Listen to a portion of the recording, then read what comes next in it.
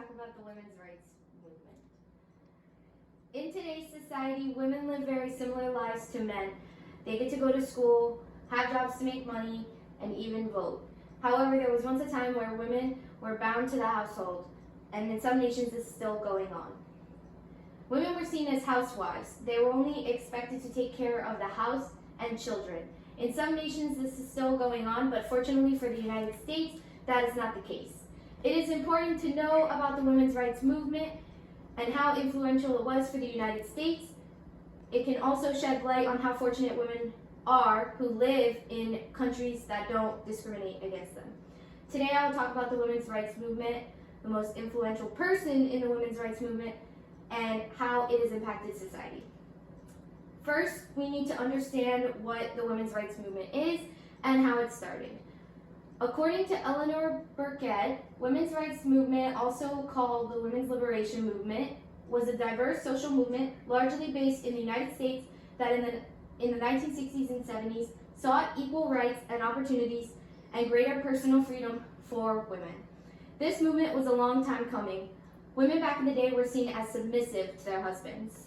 They were expected to come at every opportunity when their husbands needed them, and cook dinner for them, clean their clothes, and provide for every single need. They took care of the children as well as the household. They never went to school or had a job. Their societal role was caretaker and housekeeper, and during this time they did not know any different. Once World War I took majority of the men, women were forced to enter the workforce, and this is what sparked them to stand up and say, we can do this too. That is what sparked the women's rights movement, and I added a picture of Rosie the Riveter with that quote, we can do it. Now that we know what the women's rights movement is and how it started, we should know about the most influential person who took part in this movement. There were many influential women during the women's rights movement, but according to the National Park Service, Susan B. Anthony is perhaps the most widely known suffragist of her generation and has become an icon of the women's suffrage movement. Growing up, she was raised in an anti-slavery family in the Kansas Territory. In 1848, she was working as a teacher and found out that she was getting paid less than the male teachers at the school. And she joined the teachers' union, which at that time created a lot of waves because women weren't working in the first place. Her upbringing, along with the pressure from the teachers' union, is what sparked her interest in becoming an activist for women's rights. In 1851, Anthony got the opportunity to meet Elizabeth Cady Stanton, and this started her interest in joining the women's rights movement. However, it was Lucy Stone's speech that brought her into the movement. She started many campaigns to fight for women's rights, including voting in the 1872 election, which broke the law, and she was brought to trial and immediately found guilty. In order to prevent the topic of women's voting rights from appearing in the Supreme Court, the judge didn't sentence her to prison time. During the rest of her time, she joined other women's rights activists to write the history of women's suffrage. After she died, the 19th Amendment was finally passed, giving women the right to vote, and it was named the Susan B. Anthony Amendment.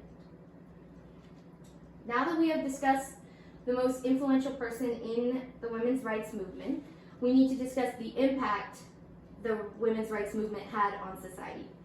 According to Elizabeth Miltnick, the women's suffrage movement is important because it resulted in the passage of the 19th Amendment to the U.S. Constitution, which finally allowed women the right to vote. However, as Lucinda Desha-Robb suggests, one of the most important lessons of the women's suffrage movement may be the relative unimportance of suffrage all by itself.